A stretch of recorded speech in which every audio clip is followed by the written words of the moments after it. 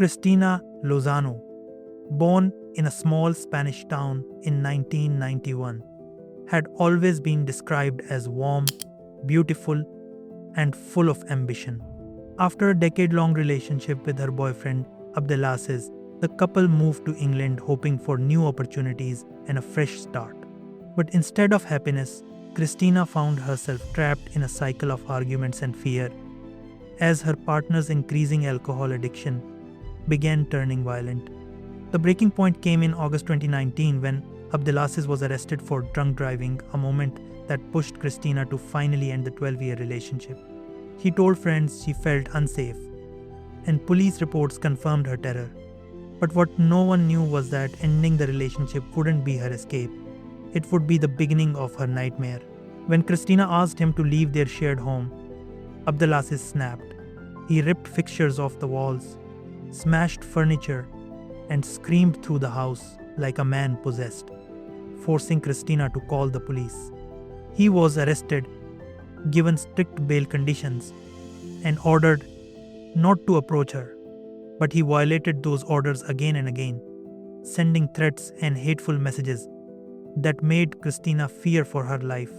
She planned to return to Spain to distance herself from him forever, but every attempt to move forward was followed by his shadow creeping back into her world.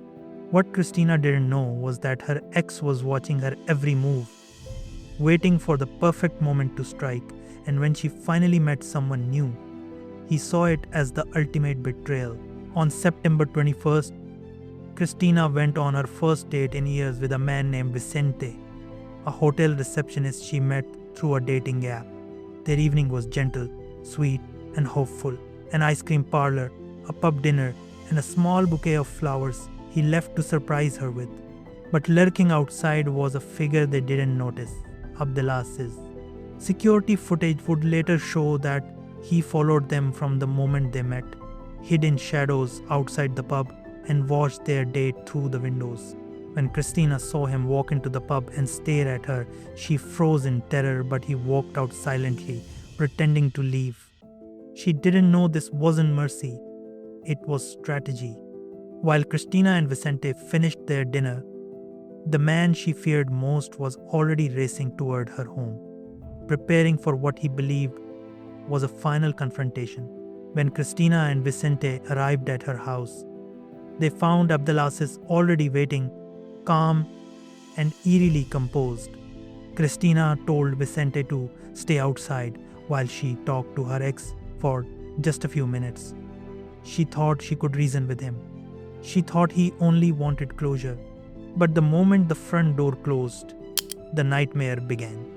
Abdelaziz grabbed a blade from the kitchen drawer and launched into a frenzied attack, stabbing Cristina 23 times in the chest, neck, and abdomen. Her screams echoed through the house, sending Vicente into panic as he begged neighbors to call the police, then forced his way inside. But by the time he reached the kitchen, Cristina was motionless on the floor and her killer had fled into the garden, leaving behind a scene so violent that even police officers later struggled to describe it. And yet, the most chilling revelations were still to come. Police quickly found Abdelaziz hiding outside, injured from his own blade and preparing to end his life. At trial, he claimed self-defense, insisting Cristina attacked him first, a story shredded by forensic evidence, witness testimonies, and chilling security footage showing him stalking the couple for hours. Prosecutors proved the attack was premeditated, driven by jealousy and rage, and after a 2-week trial, the jury convicted him of murder. In March 2021, he was sentenced to life in prison with a minimum of 19 years before parole. Cristina's family described her as determined, loving, and full of dreams that were taken from her in minutes. Her story stands as a haunting reminder of the dangers of obsession and the lives destroyed when control turns into violence. And in the end, it was not Cristina's voice that brought justice, but the evidence she could no longer speak.